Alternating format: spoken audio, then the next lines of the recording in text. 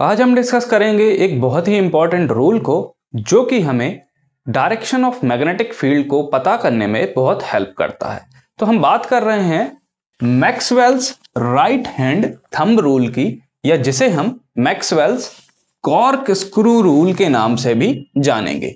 तो अब इस रूल में क्या कहा है, पहले हम इसके स्टेटमेंट को जानते हैं, देन इसको हम डिस्कस करेंगे डिटेल में। तो इसका स्टेटमेंट जो है उसमें इन्होंने कहा है कि imagine that you are holding a current carrying wire in your right hand. आपको इमेजिन करना है कि आप अपने राइट हैंड में एक करंट कैरिंग इंसुलेटेड वायर को होल्ड किए हुए हैं। अब यहाँ इमेजिन करना तो इतना इजी नहीं होता है, तो इसके लिए हम क्या करेंगे, हमने यहाँ एक लिया है वायर। ओके, यहाँ एक इंसुलेटेड कॉपर वायर मैंने लिया हुआ है। अब यहाँ जो स्टेटमेंट की जो पहली लाइन है उसमें क्या बोला है कि इमेजिन, चलिए इमेजिन नहीं करेंगे, हम यहाँ प्रैक्टिकली देखेंगे that you are holding a current carrying wire in your right hand so that your thumb points in the direction of current। तो हमें इस करंट कैरिंग वायर को हमारे राइट हैंड में किस तरीके से होल्ड करना है, हमें इस तरीके से होल्ड करना है कि हमारा जो थंब है ये पॉइंट करे किस डायरेक्शन में, direction of flow of current. Means इस वायर में नीचे से ऊपर की तरफ जो है करंट फ्लो हो रहा है और हम इस करंट कैरिंग वायर को इस तरीके से होल्ड किए हुए हैं कि हमारा जो थंब है ये direction of flow of current को पॉइंट कर रहा है। then the direction in which your fingers encircles the wire gives the direction of magnetic field around the wire। तो जिस डायरेक्शन में हमारी जो उंगलियां हैं, ये जो उंगलियां हमारी जिस डायरेक्शन में इस वायर को एनसर्किल किए हुए हैं, जिस तरीके से ये घूमी हुई है इस वायर के अराउंड, ये हमें क्या देंगी, direction of magnetic field around this wire. Means मेरी उंगलियां जो हैं वो कुछ इस तरीके से इस वायर के अराउंड लपेटी हुई हैं, तो जो इस वायर के अराउंड जो मैग्नेटिक फील्ड का डायरेक्शन होगा वो किस तरीके से होगा, लाइक दिस। तो यहां हम इमेजिन करते हैं कि यहां एक करंट कैरिंग वायर है जिसमें करंट जो फ्लो हो रहा है वो नीचे से ऊपर की तरफ फ्लो हो रहा है, और हम इसको अपने राइट हैंड में इस तरीके से होल्ड किए हुए हैं कि हमारा जो थंब है वो पॉइंट कर रहा है in the direction of current. तो हमारी उंगलियां, इस राइट हैंड की उंगलियां जिस तरीके से इस वायर को एनसर्किल कर रही हैं ये हमें देगा डायरेक्शन ऑफ मैग्नेटिक फील्ड। तो इधर हम ड्रॉ करते हैं कि जो डायरेक्शन ऑफ मैग्नेटिक फील्ड होगा वो क्या होगा, कुछ इस तरीके से होगा, क्योंकि हमारी जो उंगलियां हैं वो कुछ इस तरीके से इस वायर को एनसर्किल किए हुए हैं। तो यहां ये आप देख रहे हैं कि ये जो है ये फ्रंट पार्ट है और ये पीछे जो पार्ट है ये उस वायर के पीछे का पार्ट है, क्योंकि ये एक 2 डायमेंशनल फिगर है। इसको हम इस तरीके से समझते हैं कि ये जो वायर है इसको हमने इस तरीके से होल्ड कर लिया। तो यहां आपको क्लियर दिख रहा होगा मेरी उंगलियां किस तरीके से इस वायर को एनसर्किल किए हुए है। तो ये है Maxwell's right hand thumb rule, या जिसे मैक्सवेल्स कॉर्क स्क्रू रूल के नाम से भी जाना जाता है। अब हम आते हैं अपने पहले टॉपिक ऑफ डिस्कशन पर, जो कि है magnetic field due to a current carrying conductor. अगर कोई एक हमारे पास कोई करंट कैरिंग स्ट्रेट कंडक्टर है तो उसके अराउंड जो मैग्नेटिक फील्ड प्रोड्यूस होगी वो किस तरीके से होगी, उसका पैटर्न क्या होगा, हम उसके बारे में डिस्कस करेंगे। तो यहाँ एक इंपॉर्टेंट नोट लिखा है कि if the direction of flow of current is known, अगर हमें जो फ्लो ऑफ करंट है उसका डायरेक्शन पता है, then magnetic field produced by a straight wire carrying current can be obtained by using Maxwell's right hand thumb rule। तो हमें उस करंट कैरिंग स्ट्रेट वायर के अराउंड जो मैग्नेटिक फील्ड प्रोड्यूस होगी उसका डायरेक्शन हम इजीली फाइंड कर लेंगे by using Maxwell's right hand thumb rule. तो अब हम यहां बात करते हैं कि हमारे पास एक करंट कैरिंग स्ट्रेट वायर ये है, ओके। और हम अभी डिस्कस कर चुके हैं Maxwell's right hand thumb rule को, जिसमें हमने डिस्कस किया था कि अगर हम इस करंट कैरिंग स्ट्रेट वायर को अपने राइट हैंड में होल्ड किए हुए हैं, इस तरीके से होल्ड किए हुए हैं कि जो हमारा थंब है ये क्या डिनोट कर रहा है, direction of flow of current in the wire. तो इसके अराउंड जो मैग्नेटिक फील्ड प्रोड्यूस होगी वो किस तरीके से प्रोड्यूस होगी, जिस तरीके से हमारी जो फिंगर्स हैं इसके अराउंड कर्ल किए हुए हैं या जो एनसर्किल किए हुए हैं इस डायरेक्शन में, इसके अराउंड मैग्नेटिक फील्ड प्रोड्यूस होगी। चलिए, अब ये मैग्नेटिक फील्ड तो प्रोड्यूस हो गई, लेकिन ये जो मैग्नेटिक फील्ड प्रोड्यूस होगी ये कुछ फैक्टर्स पर डिपेंड करती है, जिसमें जो अब हम बात कर रहे हैं कि मैग्नेटिक फील्ड प्रोड्यूस जो हुई है वो किन फैक्टर्स पर डिपेंड करेगी। तो पहला फैक्टर है जिस पर ये मैग्नेटिक फील्ड डिपेंड करी है वो डायरेक्टली प्रोपोर्शनल होगी to the current flowing through the straight wire. जितना ज्यादा अमाउंट में उस कंडक्टर से, उस स्ट्रेट वायर से करंट को फ्लो कराया जाएगा, उतना ज्यादा अमाउंट में इसके अराउंड जो मैग्नेटिक फील्ड है वो प्रोड्यूस होगी। कहने का मतलब है कि जो मैग्नेटिक फील्ड है जिसे हमने बी से डिनोट किया है, कैपिटल बी से हम मैग्नेटिक फील्ड को डिनोट करेंगे, तो कैपिटल बी की जो डिपेंडेंसी है वो डायरेक्ट प्रोपोर्शन में किस है, किस पर, current flowing through the wire. जितना ज्यादा करंट हम उस वायर से फ्लो कराएंगे उस वायर के अराउंड उतनी स्ट्रॉन्ग मैग्नेटिक फील्ड प्रोड्यूस होगी। तो ये एक हमारा कंक्लूजन है, क्या है, कि magnetic field is directly proportional to the current flowing through the wire. अब हम बात करते हैं कि सेकंड डिपेंडेंसी जो है वो किस चीज पर है। तो जो मैग्नेटिक फील्ड प्रोड्यूस होगी वो इनवर्सली प्रोपोर्शनल होगी to the distance from the wire. Means इस करंट कैरिंग वायर से जितनी डिस्टेंस हम इस वायर से कम करते जाएंगे उतनी ज्यादा मैग्नेटिक फील्ड हमें इसके पास मिलेगी। जितना डिस्टेंस हम इस वायर से दूर होते जाएंगे उतनी मैग्नेटिक फील्ड की जो स्ट्रेंथ है हमें कम मिलेगी। कहने का मतलब यही हुआ कि जो मैग्नेटिक फील्ड है वो इनवर्सली प्रोपोर्शनल है किसके, distance from the wire. Means wire को हम सेंटर मान लेते हैं और उसके अराउंड जो मैग्नेटिक फील्ड प्रोड्यूस होगी वो सर्कल्स के फॉर्म में होगी।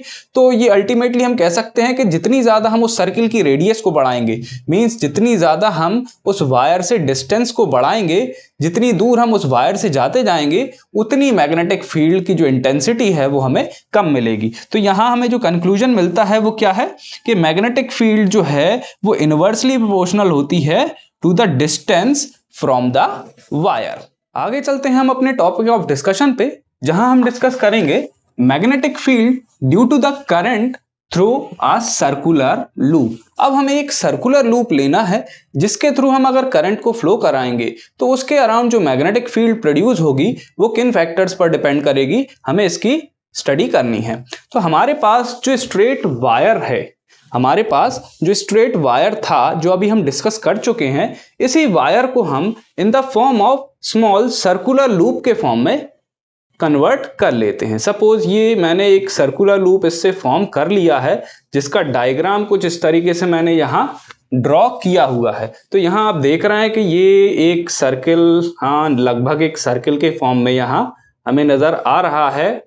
ओके, तो ये इसको हम मान लेते हैं कि चलिए ये एक सर्किल है। ओके, तो अब इस सर्किल से, इस सर्कुलर लूप से हम जो इसके अराउंड जो मैग्नेटिक फील्ड प्रोड्यूस होगी वो किन फैक्टर्स पे डिपेंड करती है, हम उनको देखते हैं। तो पहला फैक्टर जो है कि जो मैग्नेटिक फील्ड प्रोड्यूस होगी इसके अराउंड वो किन फैक्टर पे डिपेंड करेगी, तो जो मैग्नेटिक फील्ड है वो डायरेक्टली प्रोपोर्शनल होगी to the current passing through the loop. Same as the previous case, जो प्रीवियस केस में था कि जब हम स्ट्रेट कंडक्टर से जितना ज्यादा अमाउंट में करंट को फ्लो करा रहे थे, सेम केस यहां पर है कि जितना ज्यादा हम करंट इस सर्कुलर लूप से जब हम जितना ज्यादा अमाउंट ऑफ करंट को फ्लो कराएंगे, जब हम करंट को जो फ्लो करा रहे हैं जितना ज्यादा अमाउंट ऑफ करंट फ्लो होगा उतनी ज्यादा मैग्नेटिक फील्ड इस लूप के अराउंड जो है वो प्रोड्यूस होगी। मींस जो पहला फैक्टर जिसपे इसकी डिपेंडेंसी है वो क्या हो गया कि जो करंट जितना ज्यादा होगा मैग्नेटिक फील्ड इस लूप के अराउंड जो होगी वो उतनी ज्यादा प्रोड्यूस होगी। अब हम आते हैं सेकंड फैक्टर पर जो कि है कि magnetic field produced is inversely proportional to the radius of the loop. यहां क्या कहा है कि जो लूप है उसकी जो रेडियस है, यहां जो हमारे पास लूप है इसकी जो रेडियस होगी, इस लूप की सपोज जो रेडियस है, इस रेडियस के इनवर्सली प्रोपोर्शनल है जो मैग्नेटिक फील्ड प्रोड्यूस हो रही। कहने का मतलब है कि अगर इस लूप की जो रेडियस है हम ये कम रखते हैं, सपोज ये लूप जो है ये हम एक छोटा लूप बना लेते हैं, सपोज ये यहां एक छोटा लूप मैंने क्रिएट किया है, तो इस छोटे लूप की रेडियस जो होगी वो कम होगी, तो यहां जो मैग्नेटिक फील्ड प्रोड्यूस हो रही है वो ज्यादा अमाउंट में प्रोड्यूस होगी एज कंपेयर टू अगर हम इसी वायर से एक बड़ा लूप फॉर्म कर लें जिसकी जो रेडियस है वो ज्यादा होगी। तो यहां डिपेंडेंसी जो रेडियस ऑफ लूप पर है वो क्या है, इनवर्सली प्रोपोर्शनल है। मींस जितनी ज्यादा लूप की रेडियस होगी उतनी कम मैग्नेटिक फील्ड प्रोड्यूस होगी इस लूप के अराउंड। थर्ड फैक्टर जिस पर इसकी डिपेंडेंसी है वो ये है कि directly proportional to the number of turns in the loop. अभी हमने जो लूप कंसीडर किया था उसमें हमने सिर्फ एक सिंगल टर्न ली हुई है, एक सिंगल सर्कुलर टर्न हमने इस लूप में सपोज ली हुई है। अब अगर इसी लूप के हम नंबर ऑफ टर्न्स बना दें, जितने ज्यादा ऑफ नंबर ऑफ टर्न्स हम इस सर्कुलर लूप के बना देंगे उतनी ज्यादा अमाउंट में इस loop, in number of loops के अराउंड जो है मैग्नेटिक फील्ड बन जाएगी। से अगर हम बोलें कि एक लूप के अराउंड जो मैग्नेटिक फील्ड बन रही है उससे उसका जो मैग्नीट्यूड है वो 10 है, तो अगर सेम अमाउंट ऑफ लूप कि हम नंबर ऑफ टर्न्स अगर हम इसके फॉर्म कर लें तो जो मैग्नेटिक फील्ड इसके अराउंड जो प्रोड्यूस हो रही है उसका मैग्नीट्यूड हो जाएगा इनटू 6 टाइम्स। मींस पहले जो प्रोड्यूस हो रही थी वो 10, जिसका मैग्नीट्यूड था वो 10 था, अब जो प्रोड्यूस होगी जिसमें नंबर ऑफ टर्न्स कितने हैं 6 हैं, तो जो मैग्नेटिक फील्ड होगी वो कितनी हो जाएगी 60, मतलब 6 टाइम्स हो जाएगी जो कि हो जाएगा 60। तो नंबर ऑफ टर्न्स जो है ये भी डायरेक्टली प्रोपोर्शनल होते हैं किसके, मींस जो मैग्नेटिक फील्ड है वो डायरेक्टली प्रोपोर्शनल है किसके, नंबर ऑफ टर्न्स के। से अगर मैं यहां इस वायर के नंबर ऑफ टर्न्स यहां पर लगा देता हूं, से इस तरीके से मैंने इस मार्कर के ऊपर इस वायर के बहुत सारे टर्न्स को लगा दिया, ओके। तो यहां अब ये जो अरेंजमेंट फॉर्म हुआ है ये कुछ इस तरीके से, यहां एक कॉइल फॉर्म हो गई है जिसमें नंबर ऑफ सर्कुलर लूप्स हैं, ओके। तो इसमें जो मैग्नेटिक फील्ड होगी वो एक लूप के कंपैरिजन में हम देखें कि जितने नंबर ऑफ टर्न्स होंगे उतने टाइम्स इसमें मैग्नेटिक फील्ड प्रोड्यूस होने लगेगी। अब यहां आता है सर्कुलर लूप से रिलेटेड एक बहुत ही इंपॉर्टेंट रूल जिसे हम कहते हैं क्लॉक फेस रूल। तो क्लॉक फेस रूल आखिर क्या कहता है? तो क्लॉक फेस रूल में जो पहला स्टेटमेंट है उसके अकॉर्डिंग क्या बोला है कि if the current in the loop और कॉइल, अब यहां लूप या फिर कॉइल बोला है, अगर हम एक वायर की एक सिंगल टर्न को लेंगे तो उसे हम क्या कहेंगे लूप, और अगर नंबर ऑफ टर्न्स ऑफ जो वायर लेंगे हम, जब नंबर ऑफ टर्न्स हम ले लेंगे मींस एक से ज्यादा सर्कुलर टर्न जब हम इसमें ले लेंगे तब हम उसे क्या कहेंगे कॉइल। तो क्या कहा है कि if the current in the loop और coil flows in clockwise direction, अगर उस कॉइल में या फिर उस सर्कुलर लूप में जो करंट है वो यदि क्लॉकवाइज डायरेक्शन में फ्लो हो रहा है, किस तरीके से फ्लो हो रहा है क्लॉकवाइज, जिस तरीके से क्लॉक चलती है अगर उस डायरेक्शन में फ्लो हो रहा है, then that face of coil will be south पोल।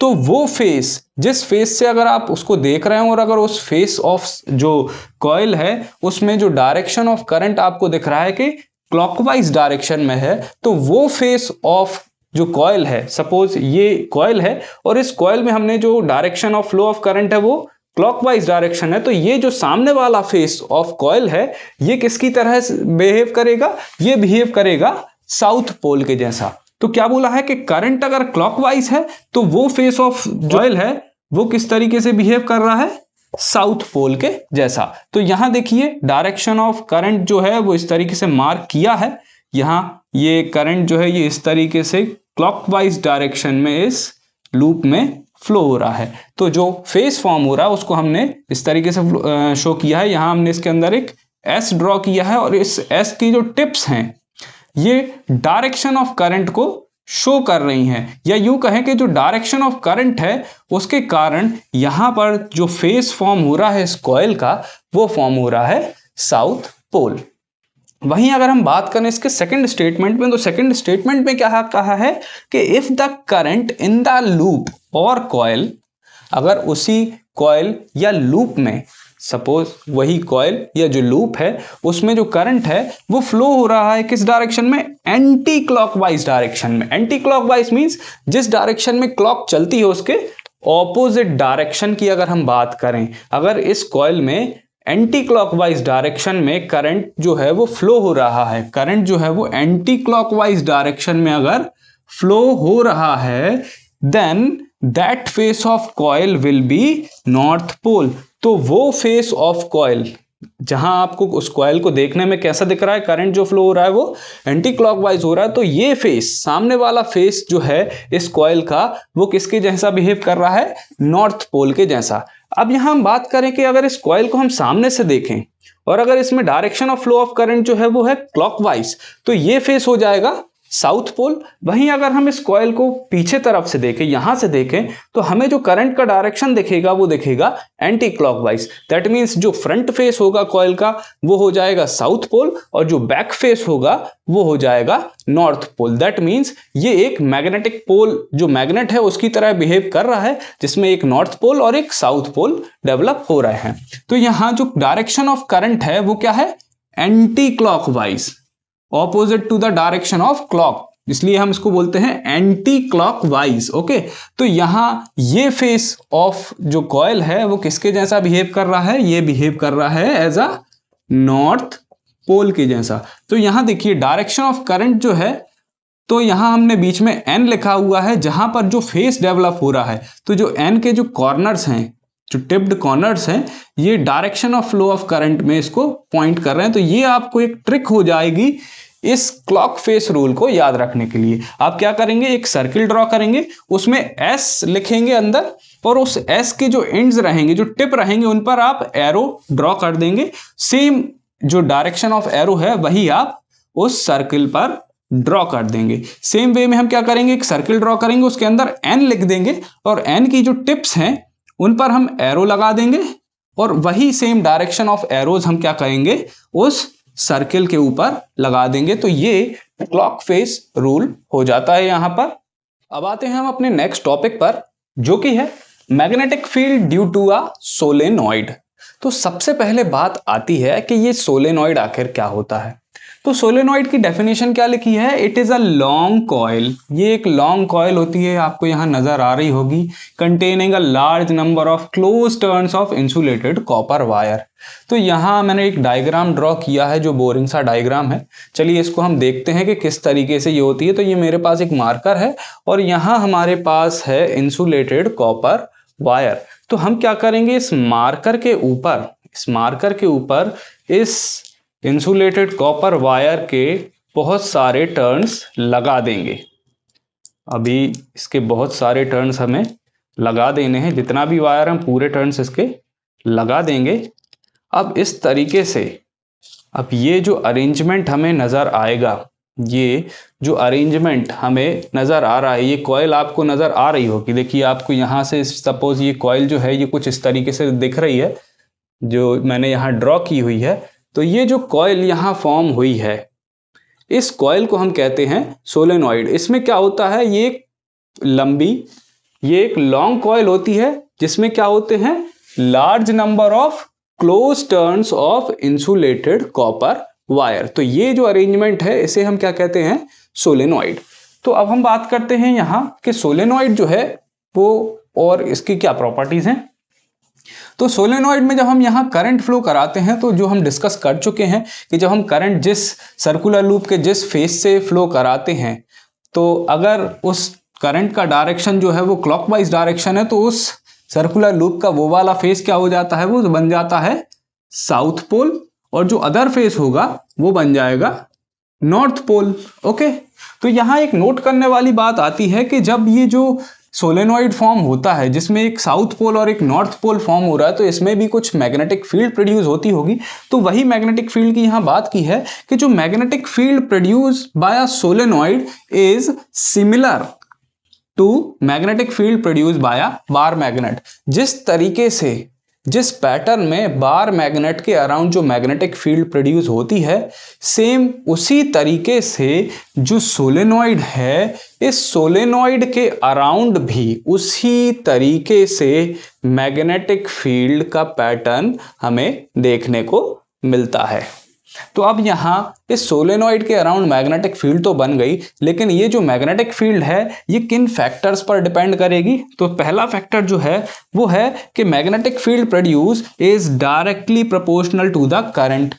ये हम पहले भी डिस्कस कर चुके हैं कि करंट जो है ये एक बहुत इंपॉर्टेंट फैक्टर है मैग्नेटिक फील्ड को प्रोड्यूस करने में, मींस मैग्नेटिक फील्ड की इंटेंसिटी को बढ़ाने या घटाने में। तो करंट जितना ज़्यादा होगा मैग्नेटिक फील्ड उतनी ज़्यादा प्रोड्यूस होगी। सेकेंड फैक्टर जो है जिस पर मैग्नेटिक फील्ड डिपेंड करती है वो है कि ये डायरेक्टली प्रोपोर्शनल होता है to the number of turns. इस सोलेनॉइड में जितने ज़्यादा नंबर ऑफ टर्न्स होंगे, इस सोलेनॉइड में जितने ज़्यादा नंबर ऑफ टर्न्स होंगे उतनी ज़्यादा मैग्नेटिक फील्ड ये प्रोड्यूस करेगा। That means number of turns जो हैं ये भी जो मैग्नेटिक फील्ड है उसे इंक्रीज या डिक्रीज करने में बहुत इंपॉर्टेंट होते हैं। थर्ड फैक्टर की अगर हम बात करें तो थर्ड फैक्टर जिस पर इसकी डिपेंडेंसी है वो क्या है, कैसी है, इनवर्सली प्रोपोर्शनल होता है to the radius of solenoid. अब ये जो सोलेनॉइड फॉर्म किया है हमने, ये जो सोलेनॉइड हमने फॉर्म किया है, इस सोलेनॉइड की रेडियस जो है, अगर इस रेडियस को हम कम करते हैं तो जो मैग्नेटिक फील्ड इसके अराउंड प्रोड्यूस होगी वो ज़्यादा प्रोड्यूस होगी एज कंपेयर टू जब हम इस सोलेनॉइड की रेडियस को बढ़ा दें। मीन्स अल्टीमेटली जो सर्कुलर लूप में हमने जो केस की बात की थी कि जो रेडियस ऑफ सर्कुलर लूप को अगर हम इंक्रीज करते हैं तो मैग्नेटिक फील्ड डिक्रीज होती है, वही केस हम यहाँ सोलेनॉइड में भी डिस्कस कर रहे हैं। या जो हमने डिस्कस किया था केस स्ट्रेट कंडक्टर के केस में कि स्ट्रेट कंडक्टर से जितनी डिस्टेंस हम बढ़ाते जाएंगे उतनी मैग्नेटिक फील्ड उसके पास, मतलब उस डिस्टेंस पर उसकी मैग्नेटिक फील्ड इंटेंसिटी हमें उतनी कम मिलेगी। तो inversely proportional to the radius of solenoid means जो रेडियस है अगर इसे हम इंक्रीज करते हैं तो जो मैग्नेटिक फील्ड है अराउंड दिस सोलेनॉइड वो डिक्रीज हो जाएगी। और लास्ट फैक्टर जो है वो है कि the nature of core material in making solenoid. अब इस सोलेनॉइड को बनाने में एक हमें कोर मटेरियल भी चाहिए होता है। सपोज हम मान लेते हैं कि ये कोई कोर मटेरियल है जिसको हम इस सोलेनॉइड के बीच में रखेंगे जो कि इस मैग्नेटिक फील्ड को और इफेक्टिवली डिस्ट्रीब्यूट करेगा। तो यहां बात की है कि the nature of core material in making solenoid. जिस तरीके से अब हम यहाँ कोर मटेरियल में या तो हम सॉफ्ट आयरन यूज कर सकते हैं या फिर स्टील यूज करते हैं, लेकिन यहाँ एक नोट करने वाली बात है कि जो सॉफ्ट आयरन कोर होता है, सॉफ्ट आयरन कोर जो होता है वो प्रोड्यूस करते हैं स्ट्रॉन्गेस्ट मैग्नेटिज्म को। अगर हम इस सोलेनॉइड के कोर में अगर हम यूज कर रहे हैं सॉफ्ट आयरन को तो ये बहुत स्ट्रॉन्गेस्ट मैग्नेटिज्म को प्रोड्यूस करता है एज कंपेयर टू स्टील। और इस अरेंजमेंट को जब इस सोलेनॉइड के कोर में, इस सोलेनॉइड के बीच में हम सॉफ्ट आयरन के मटेरियल को रख देते हैं तो इस तरीके से जो अरेंजमेंट फॉर्म होता है, इस अरेंजमेंट को हम क्या कहते हैं, इस अरेंजमेंट को हम कहते हैं इलेक्ट्रोमैग्नेट, जो हम पिछले वीडियो में डिस्कस कर चुके हैं, जो मैं आपको प्रैक्टिकली दिखा चुका हूं।